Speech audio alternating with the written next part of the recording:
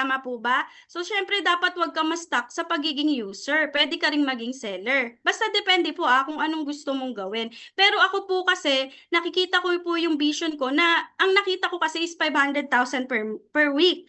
So, dapat doon ako sa level na builder. Paano ba mag-builder? So, tinry ko muna simulan gamitin yung product kasi ang hirap namang ibenta yung product nang hindi mo alam yung lasa, no?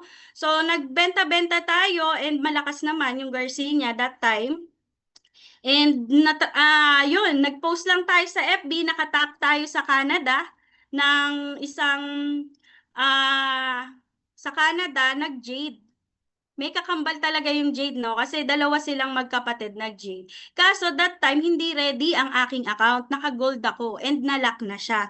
So dapat, di ba, may just for you na 300k sa Jade. Dahil nalock ang account natin, wala tayong 300k. Tama ba? Yun yung sinishare ko na gagawin ko rin naman pala yung negosyo, dapat maximize na, no? And dapat inaral ko na, no? Pero I believe may timing ang lahat. So, ang ganda rin sa pakiramdam, no, na nagte-thank you sa iyo ang mga customer mo dahil natutulungan mo sila sa health. Ayan. And sa work ko kasi sobrang iba eh. Kasi ano ako dati, 'di ba, parang professional sa work mo, tapos hindi mo naman linya yung pagbebenta-benta, mahiyain, 'di ba? So actually ako ngayon nagsasalita sa inyo, na train lang din ako sa aming team na magsalita-salita, pero kinakabahan po ako, no, kapag ako'y nagsasalita. Parang nagagaralgal. Ayan. So, ito na ang katas ng pag-aayam worldwide. Ayan, kasama ko si Mentor Rhea, Mentor Mark, nung nilabas natin yung sasakyan, Toyota Race. Dati kasi, sa Makati, nag-work ako, hindi ko kasi priority ang magsasakyan, napaka-traffic sa Metro Manila. Aanhin po, di ba? Aanhin ba natin yung sasakyan?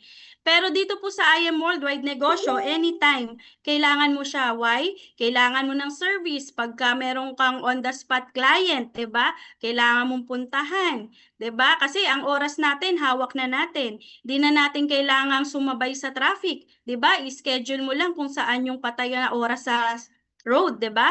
So, ayun naman si Mentor Marlon, kasama din, no? Nakakatuwa lang, very proud sila nang nilabas natin yung sasakyan na yan, doing IM Worldwide. So, ito na ang mga no? Ito yung sa China ba? Pero hindi ako dyan sa branch, sa head office ako. So, ito pala is isang ano bang tawag dyan? Mga hint na mag-aayam worldwide tayo. Katabing-katabi lang natin, no? Kahit saan, ha? Ayan. So, thank you so much po sa mga na nag-participate, no?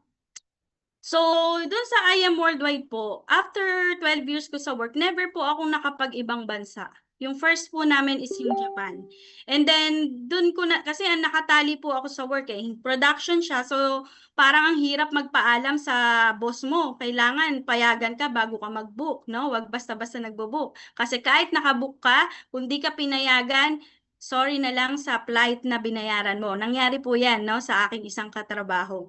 So, nito naman, ang generous lang ng company. Generous din po yung ating founder, Team Focus. Meron siyang pa Taiwan travel incentive, and nakasama po tayo dyan sa Taiwan. Doon ko na-realize na hindi mo pala kailangang magpaalam, no? Kailangan maganda lang na hawak mo yung oras mo anytime, pwede kang makasama sa travel. Ayan, na-try din natin. Thailand, year 2025 lang po to, naka-4 na country. Singapore, nakapunta po tayo dyan. Shout out din po sa mga nakahit ng Singapore. Iba po talaga ang libre. Soon naman, no, libre nating makukuha ito, no? So next natin, ito po yung maganda sa IM Worldwide, na napatravel natin first time nakasakay ng nanay ko sa eroplano. Grabe, tinitingnan ko po kasi kung kakayanin niyang mag-airplane. At the age of 69 years old going to 70, senior na po siya. Never po siyang nakaakyat sa eroplano, naka-experience. Pero iba po pala, na kapag hawak mo yung oras mo, masama mo siya. So, ayan, kung makikita niyo po, ang saya-saya niya. Tapos hindi niya talaga alam. Hindi niya alam syempre yung turbulence. Ako kinakalma ko. Parang kami kabado na siya. Parang, ay sabi ko, Nani, parang barko lang, no? Kasi may gumaganon talaga nung pabalik namin. Hindi siya kinakabahan. Tapos sabi ko, yung pressure sa tenga, binibigyan ko siya ng chewing gum, ng tubig. Sabi ko, ba't ako lang lagi inom ng inom kasi mahina po ako sa pressure. So siya po, kaya niya. So sabi ko, kaya ni nanay. So next level natin, international naman. So tingnan niyo, may message pa tayo, oh. Kasi si nanay ko po mahilig magpadala ng kung ano-ano sa bahay na wala kami, no? Sabi niya, syempre, happy din ako na ipasyal niyo ako sa Boracay, o, di ba? So maganda po dito na nabibigyan natin yung parents natin na chance, no, na mapa-enjoy naman yung buhay, no? Hindi yung puro nasa bahay lang. So ganun po yung kagandahan nung napunta tayo sa I Am Worldwide, no? Nasama po natin yung kapatid ko, ayan, from Quezon pa siya. So next natin, dito na. Ano yung naging activities ko naman nung nagsisimula ako? Syempre, umattend po ako ng trainings kasi lahat naman po ng bagay kailangan attenan natin. Kaya super blessed po lahat ng 55 participants dito kasi ang daming reason na hindi ka mag-tune in ngayon, tama po ba? Pero nandito ka, pinilit mong maka-tune in para additional learning sa training. Tama po ba? Pa-type 2 nga po kung super blessed ka kasi naka-attend ka ngayon sa aking training. Ayan. So, thank you so much, no? Kasi ang daming reason, di ba? Para hindi ka maka-join, pero pinilit mo, di ba? So, yun lang po ginawa ko, umattend ng trainings. Kasi lahat po ng bagay, kung gusto mong mag-excel sa isang bagay, kailangan bugbugin mo yung sarili mo sa training, no? Hindi po literal, no? Ayan. So, ano naman yung ginawa ko? 90 days burn. Meron po kasing program si Mentor Mark and Mentor Rhea, 90 days burn. Sa 90 days burn kasi is a powerful term used in network marketing na talagang all-out effort siya. Bakit? It takes 90 days to create a habit. A habit po kasi yung kailangan nating gawin eh. Kasi sa umpisa, maninibago ka eh. Tama ba'y sinalihan mo? Ano bang kailangan gawin? Hindi mo siya habit, no? Na mag-present, hindi mo habit na mag-prospecting, hindi mo habit na mag-invite sa negosyo, hindi mo siya habit. Pero kailangan mo pala ng 90 days burn para ma-form mo yung habit sa sarili mo. Which is ito, yung 58 participants dito, naging habit yung umattend. Pag may nag-send ng link, uma-attend kayo. Kasi naging part na siya ng life nyo. Kasi nakita nyo si I Am Worldwide, negosyo mo to. Tama po ba? So next natin, after 90 days burn, umattend naman ako ng Project 300. Ewan ko po sa iba kung anong tawag nyo dito Sa amin po kasi Project 300 kung saan magbibigay ka ng 300 pesos. Tapos kung sino yung may pay-in, mapupunta sa kanya yung potluck. No, hindi ko po alam kung anong program ang pwede sa inyo. Pero kasi dapat po ang bawat team nagki-create kayo ng something na activities para sa buong team, no? Para ganahan naman, no? So, nung ginawa natin yung activity na yan, every week po, hindi po ako nawawalan ng pay-in, kahit copper pa yan, kahit maliit lang po yan, may pay-in tayo, no? And dumating din yung sa time na sobrang isang linggo, grabe lang, no? 2, 4, 6, yan, daming copper, no? Pero may gold naman tsaka silver. Umangat-angat naman, no? So, yun po yung mga activities ko nung nagsisimula ako dito sa I Am Worldwide, no? So, nakahit tayo ng Give Me 5 dahil sa ganyang activity natin. Naka-Just For You din tayo 3 beses. And uma-attend tayo ng mga events, no? ISO. Ito po ay makikita niyo mga kabataan na yan. Taga Nueva Ecija po yan. Nadala po natin yan sa ISO dito sa Manila. No, sila ang left and right natin. Sa kabilang side naman, ito naman po yung mga part-timer na nagtatrabaho din, di ba? Part-time nila ginagawa si IAM pero dedicated naman sila, no? Pag may mga events, nandiyan sila. Hindi ko na kailangang sabihan, talagang kumukuha sila ng ticket, no, para maka-attend. Ayan, so ano pa? Sa team nyo, kung ikaw, 3 lang, 5 lang kayo sa team nyo, okay lang yan. Mag-create ka ng team day, no? Nag-create po kami ng team day kasi sabi ni Mentor Rhea, Mentor Mark, mag-team day kayo kahit once a week, no? So, nag-team day kami together with Mentor Mary Lisa, collab, no? So, nagkakaroon tayo ng team day dahil kahit ilang piraso lang kayo, tinan nyo, kung makikita nyo, ilan lang kami, di ba? 10. Di nga kami umabot ng 20, pero okay lang yan. Kasi dyan, ang kailangan po natin, yung mga taong makakasama mo sa negosyo, no? So, gawa kayo ng team day para at least makikilala niyo yung mga bagong member, no? So, nung time din na nag-resign tayo, March, hindi na tayo nawala sa top. Oo, minsan number 1 tayo. Ito yung kagandahan sa pagre-recognize sa mga member mo. Kasi kahit hindi sila nakakaakyat sa Team Blast, sa buong IM Worldwide, okay lang yon. Maganda, magsimula dyan sa maliit mong team. I-recognize mo sila. Kasi unti-unti, mag-hit yung mga yan na why not sa susunod, maalis na ako sa Team Focus, mapunta naman ako sa Team Blast. Pag na-reach mo yung Team Blast, tung ka naman sa buong IM Worldwide, at least step by step, meron kang nakikreate na something sa iyong member. Ayan, tama po ba? So next natin, ayan, ito lang nakakatuwa. Nag-number 1 yung aking member sa Canada, no? Grabe, okay lang na naunahan niya ako, no? Basta alam ko kumikita ang mga member ko, no? So ganun din dapat tayo mag-isip sa mga ating member, no? So next natin, ayan, nakakaranas tayo ditong kumita ng 1 month, 101.6, ayan, di ba, 6 digits, 101,000. No? So, ang kagandahan dito sa IAM, pag pala nag-rank up ka, kaya ng isang linggo yung 6 digits. Kasi ang Sapphire, 200,000 per week ang potential income. So, nakaranas tayo ng 6 digits in 1 week. No? And ang kagandahan doon, before, hindi ko naman, ayan, pangarap magkaroon ng bag na mamahalin. Kasi sabi ko, iisa lang naman ang gamit niyan. Kasi ganun pa yung mindset ko nung nag-empleyado. Okay na yung Seco sana, 'di ba? At least may bag ka na something to carry. Pero nung nandito ako sa IAM Worldwide, lumawak no ang ating mindset na yung kala natin para sa mayaman lang, kaya rin palang gawin dito sa IAM Worldwide. So nakabili tayo ng coach bag, ng ganyan, 'di ba? Simple, pero malay mo naman susunod mas mataas na level pa, no? So next natin, ito, bakit ko pinapakita si Mentor Marlon? Kasi yung topic natin is how to present effectively. Tama po, kasi tapos na tayo siguro sa mga mind setting for 1 week. Isama mo pa yung kay Mentor Jonathan Kapilit nung Saturday, 'di ba? So kailangan natin paano ba tayo magpe-present sa ating business, no? Kaya ako pinapakita si Mentor Marlon Santos is nag-start siya 15 years old. 15 years old pero ang daming naniwala sa kanya. Mga respetado pa, doktor sa Kuwait, 'di ba? Nurse sa Kuwait, sila Mentor Dadel, sino pa, mga teacher, mga undergrad, ano, ang dami, 'di ba? All walks of life. Pero si Mentor Marlon, isa sa mga malulupet mag-present, no, sa IAM Worldwide. So, kung mapapansin nyo, from humble beginning, 'di ba? Ganyan lang siya nagsimula. Anong ginawa niya? Inano niya rin yung sarili niya, no? Sa mga tao, in-expose niya yung mga kasama niya, no? 'Di ba? Nagkaroon siya ng Camaro, 'di ba?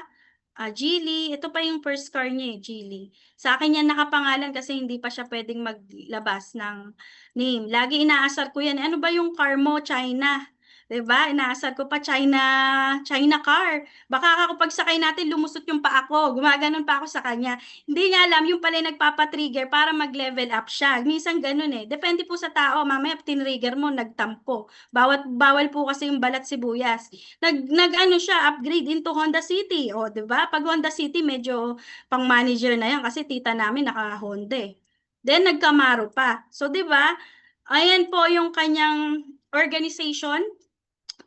Sobrang dami ng merong sports car, 'di ba? Nakakapagpa-incentive sa Taiwan, Thailand, nakakapag-team event ng malalaki, no? So, paano siya nagsimula? Magaling kasi siyang mag-present. Ayan. So, house and lot and ano pa, 'di ba? May branch siya sa Bulacan, 'di ba? And yung mga multiple cars na na-hit niya ng libre. And then yung McLaren. And then yung dream house. Ito naman dito ako nabaliw eh. Kasi yung house niya napakaganda naman. No? Compared dun sa nakuha namin sa Bulacan. Na hinuhulugan namin no, for ilang years, 25 years. Inad mo sa iyong edad.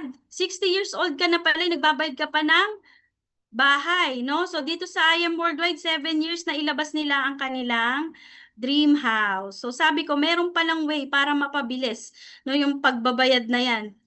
Tingnan talaga natin, no? Tama po ba? Welcome po sa mga bagong pasok. 62 million participants na tayo. So, Ayan, start young, retire young. Tama rin naman, no? Kasi at the age of 30, na-establish niya na yung sarili niya. May sarili na siyang oras sa kanyang ketantan, di ba? Iba yung iba, hindi natin may mga OFW, iwanan ang kanilang mga anak para magtrabaho sa ibang bansa. Pero si Mentor Marlon, may time siya, no? May time siya kay Tantan. Meron pa siya sa bagong dadating, no? Na baby, 'di ba? So, ngayon, ang topic natin is how to present nga, no? So, before the presentation, ano ba yung kailangan nating gawin?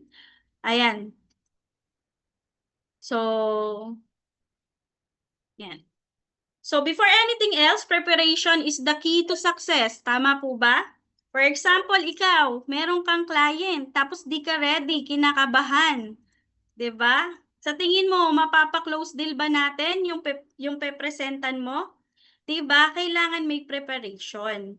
So, ganito sa business. Kaya shout out po sa mga bago na never pang mag-try, mag-present, at sa mga lumang bago na at least ma-recall natin kung ano ba ang tamang pagpe-present, no? So, ayan, next natin. Ayan, so una pong gagawin para ikaw ay maging effective, no, sa ginagawa mong pagpe-present at hindi mo pa alam kung paano mag-present, mag-shadowing ka. So katulad ng ginawa ko, nung pumunta ako dito, hindi naman ako marunong mag-IBP. Kasi anong alam ko dyan, di ba? So ang ginawa ko, sinasama ako ni Mentor Marlon sa mga kanyang presentation, nag-shadowing tayo, nandun lang ako sa likod, tinitingnan ko lang, observe lang ako kung paano siya mag-present. Kasi pwedeng meron kayong inaay na gusto nyo, gusto ko ganyan din ako mag-present. For example, gusto nyo mag-present si Mentor Jet, Mentor Mark, Mentor di ba? Mentor Mark, di ba? So, ang gagawin nyo, kung sino yung gusto nyong gayahin, mag-shadowing kayo sa kanya. No? Punta kayo sa office, may mga nagte-table talk doon. Diba? Doon kayo sa likod, bantayan, no? Doon kayo sa likod at pakinggan nyo kung paano mag-present yung mga mentor na nakakapag-close deal, lalo na yung mga malulupet, no? Sa mga Jade package, no? Tingnan nyo paano ba yung bitaw nila, no? Yung gesture nila. Diba? Shadowing. No? So, ito naman ako, nung umpisa, shadowing lang tayo, nakikipunta sa mga provincial, no? Sa paano ba mag-present pag malakihan na, ano ba ang kailangan, 'di ba?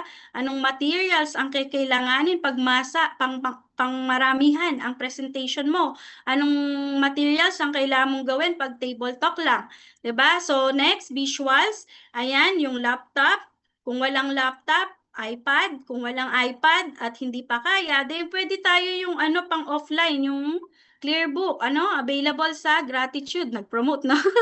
Ayan, pwede tayo ng Clearbook, 'di ba? Kasi ito anytime bubuksan mo lang 'yan eh. O may kausap ka sa jeep, o buksan mo, 'di ba? Pakita-kita mo. Kasi yung tao gusto maraming nakikitang visuals, no?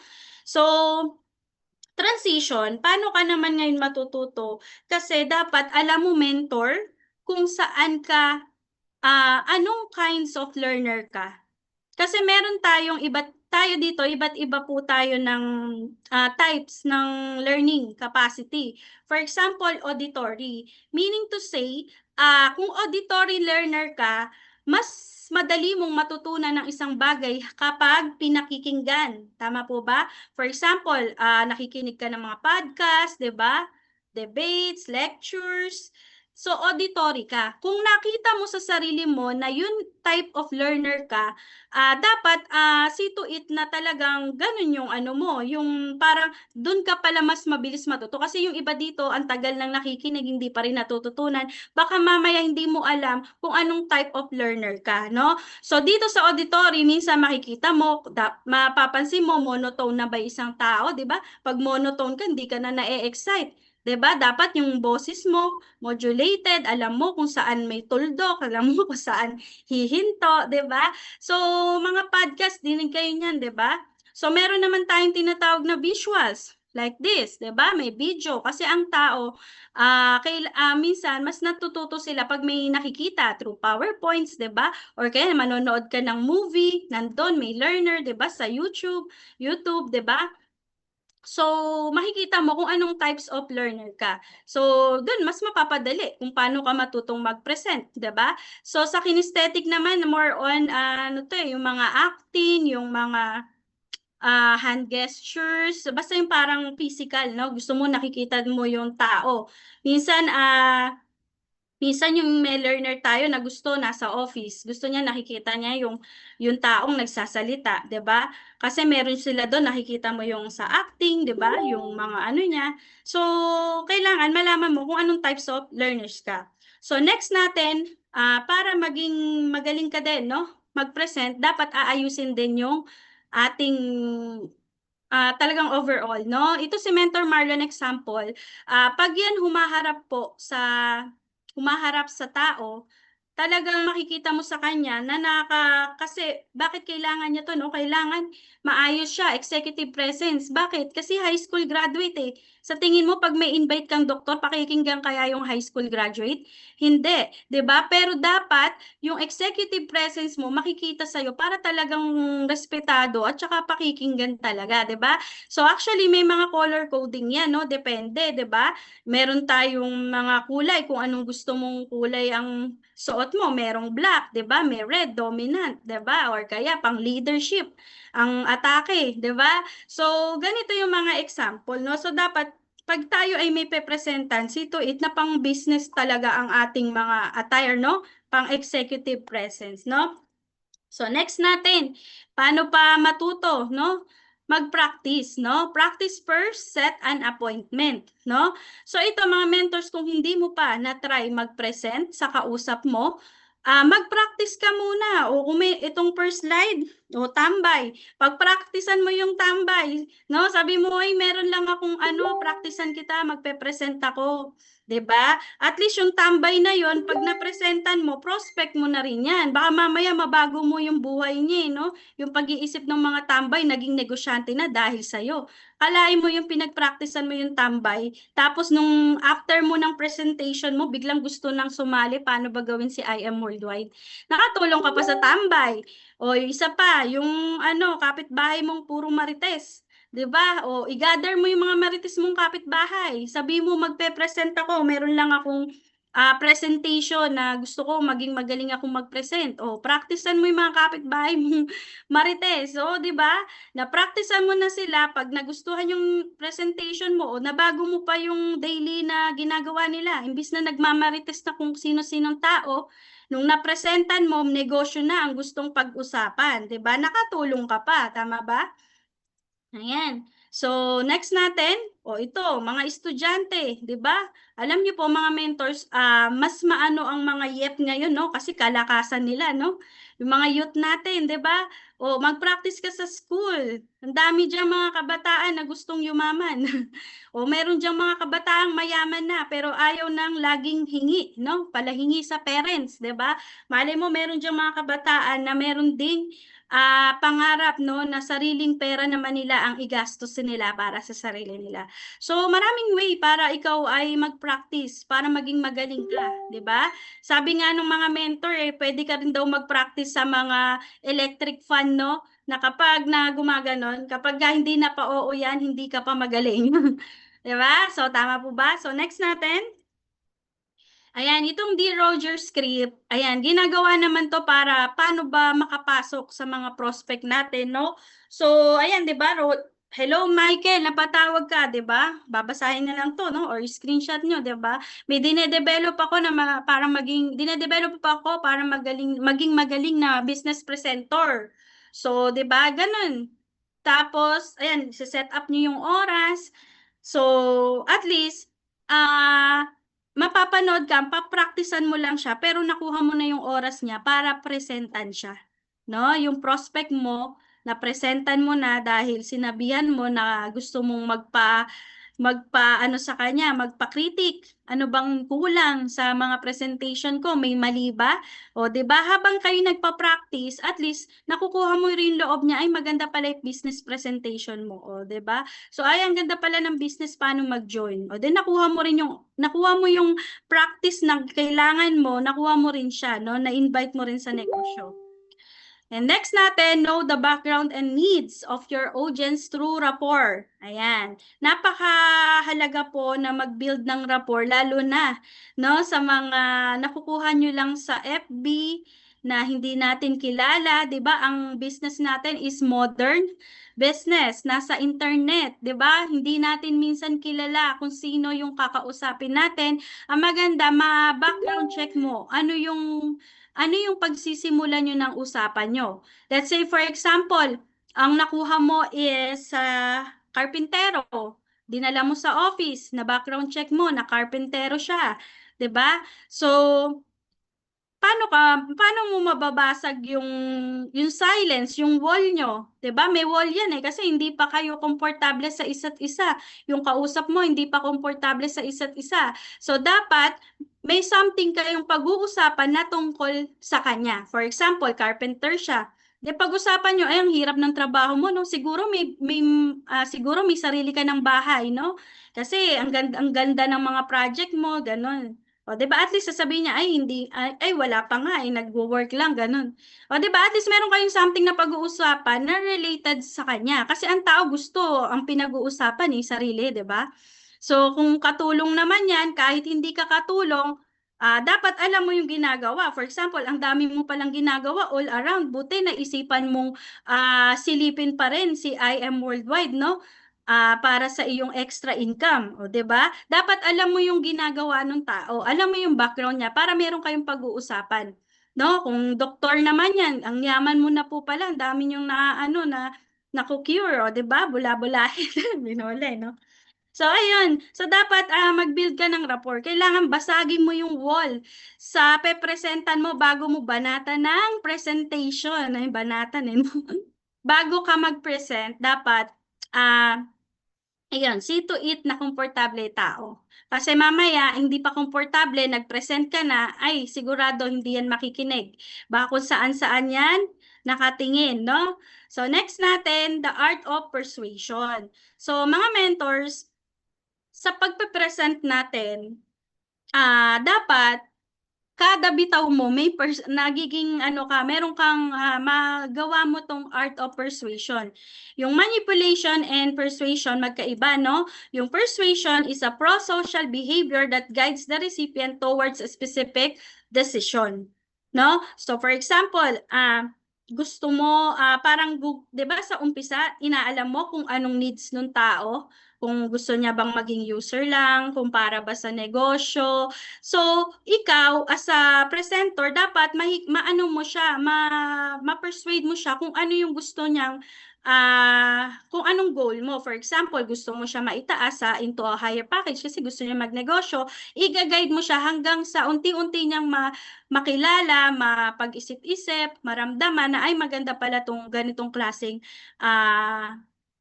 ganitong klaseng package para sa akin. Swak pala to sa akin, no? So, yung manipulation naman, on the other hand, takes advantage of another person by controlling or restricting their choices. So, mentors, mararamdaman ng kausap mo na nagiging manipulative ka na pag pinipilit mo, no? Yung kunyari, estudyante, pinipilit mong mag-grade, wala kang pera. Sobrang controlling mo na nun, ments, no? So, dapat, i-guide mo rin siya kasi mararamdaman niya kung pinagkikitaan mo lang ba o tutulungan mo siya, no? So, ayun, alamin natin 'yon, yung pagiging ano ba yung pinagkaiba ng persuasion and being manipulative, no?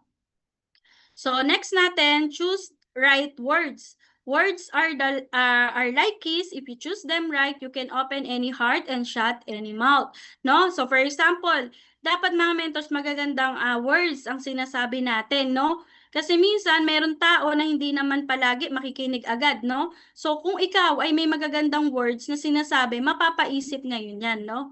Na something na dapat, ito pala, no? Kasi kailangan maging, parang mapagkakatiwalaan ka na habang nagpe-present ka, business partners ang tingin mo sa kanya, no? At hindi niya mararamdaman na pinapayin lang ako for give me 5 just for you, or pinapayin mo lang ba siya para lang makumpleto ang iyong rank, no? So dapat paramdam mo sa tao na after joining yung mga words na bibitaw mo sa kanya is for the business, no? So use yourself as example for effective realization.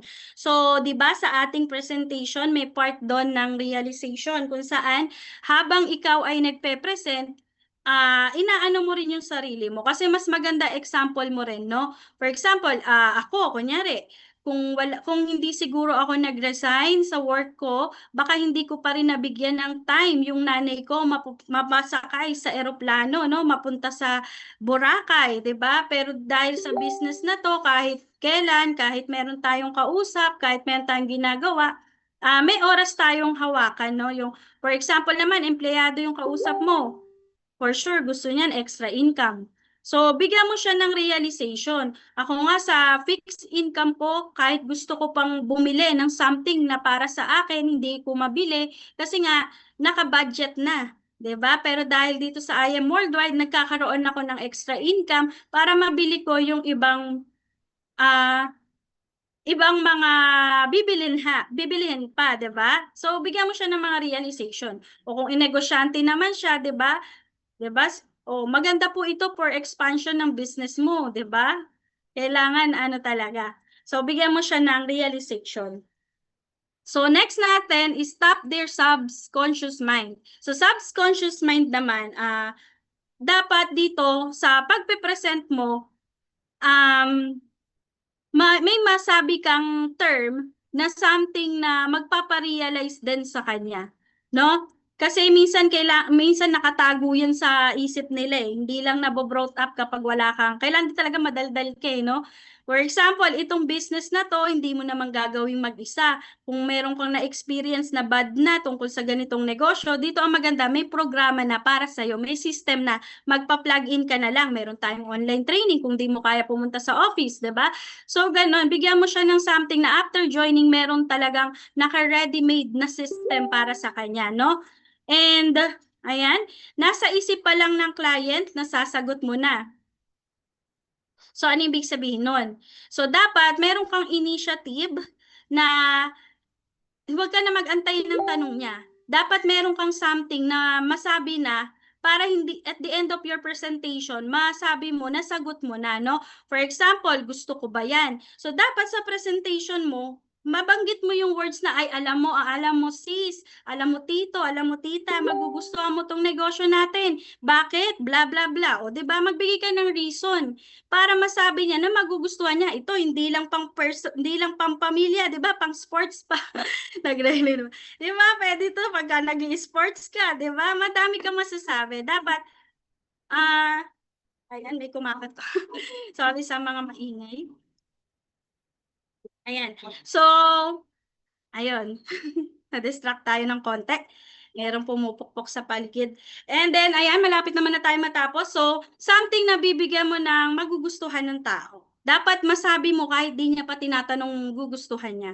Para alam niya sa sarili mo, habang pine-present mo, magugustuhan niya yung product mo, yung compensation plan, yung business, yung system, magugustuhan. So, dapat nababanggit yan along the presentation. So, kailangan ko ba yan? O, malay mo, healthy yung kausap mo. Then sabihin mo, ayan. Ayan. So, syempre, kailangan ko ba yan? Sasabihin mo yun, di ba? Parang sa isip niya, di ba, kailangan ko ba yan? Eh, mababanggit mo dyan, kailangan mo to, kunyari, healthy siya, hindi niya pa kailangan ngayon. Oo, hindi mo pa kailangan, pero hindi naman po tayo habang buhay na talagang healthy kasi ang daming free radical illness, no? Yung mga fast food, yung mga stress, part yan, di ba? Hindi tayo habang buhay healthy. So, dapat nasasagot mo na rin na hindi mo siya kailangan ngayon pero kakailanganin mo siya soon, no? So maganda ready, no? So next, kaya ko ba yan? Ito, di ba sinasabi natin, hindi mo kailangang magaling sa simula, di ba? Pero kakayanin mo to. Bakit? Ang dami pong tumutulong na team, marami ng program, di ba? Kakayanin mo. Ito nga po, oh. Ito nga po, mentor, napakasipag. Pakita mo yung isang mentor na may kapansanan. Walang paa yung isa, di ba? Pumupunta sa office. Siya nga, isa lang yung paa. Ikaw, dalawa po. Kaya mo to, di ba? So, ganon. Magpaano ka na something na kaya niya to. O ikaw, hindi ka into business, mahiyain ka. Okay lang yan. Ito nga po, si top mentor natin, Mentor Shirley May, mahiyain noong umpisa. Pero bakit ngayon, di ba? Nagsusumigaw ang kanyang resulta. Di ba? So, kakayanin mo yan. So, matutulungan mo ba ako dyan? So dito, tulad ng sinabi namin, hindi mo kakayaning mag-isa, pero makakasiguro ka po na merong program, basta magpa-plug in ka po. Ito po yung mga ilatag mo, andito po yung mga trainings online, 'di ba? So nandito, online, offline, may mga training. So kaya-kaya mo po itong gawin. Ako nga rin po, hindi ko rin kaya nung umpisa, pero nagawa ko. So ganun, make it a realization. So ask question. Ayan. So next tayo, ayan. So ask question. Ang maganda po, kung sino po kasi nagtatanong, siya yung nagko-control ng situation. So dapat magtanong ka pa, baka mamaya hindi mo pa ma-close deal kasi meron pa siyang tanong na hindi nasagot. So may magtanong ka kung baka meron ka pang kailangang masagot na hindi pa nasasagot, no? Tama po ba? So dapat magtanong ka tungkol sa business, ano bang kailangan niya. So kailangan maging malawak yung ating dapat lagi tayong matanong. And then maganda rin kung siya rin nagtatanong, no? So next natin, ayan, social proof. So pakita mo ngayon yung mga sa presentation mo, pakita mo yung mga tao na natulungan na naniwala na dati hindi nila ginawa, hindi nila kaya, pero ngayon ang dami ng resulta. Pakita mo yung social proof. Kasi ang tao minsan naniniwala yan pag maraming nakikita niya na talagang, ay, ang dami pala talagang nabago ang buhay. No? So, next natin, ayan, the principle of social proof says, the greater the number of people who find any idea correct, the more the idea will be correct. No? So, ganyan yan. And, ayan, next natin, malapit na matapos to, no? Increase the rarity, no? Ano ba yung rarity? For example, ano ba yung kinaibahan ng product mo sa iba? Ang daming barley lumalabas, anong kinaibahan ng barley natin? Dapat ma-emphasize mo. Ano bang kinaibahan ng barley mo? 'Di ba? Ang barley natin ang pinaka-pure barley, walang halong mga extender, sweetener. 'Di ba? Pakita mo saan kinukuha sa Australia, which is napakagandang farm, 'di ba? 4 million hectares, no? So, pakita mo na yun yung rare ang yung barley. 'Di ba? So ano pa, yung natin, Complan. Ito lang po ang Complan na one account policy, hindi tulad ng iba. Ang daming accounts, multiple, kailangan mong bayaran lahat ng account, pero ikaw lang din yon. So pakita mo rin yung kagandahan ng Complan. Increase mo yung rare. Rare ang ating company. Ayan. So next natin, mirroring or matching. So maganda to mga mentors na magpapa-share ka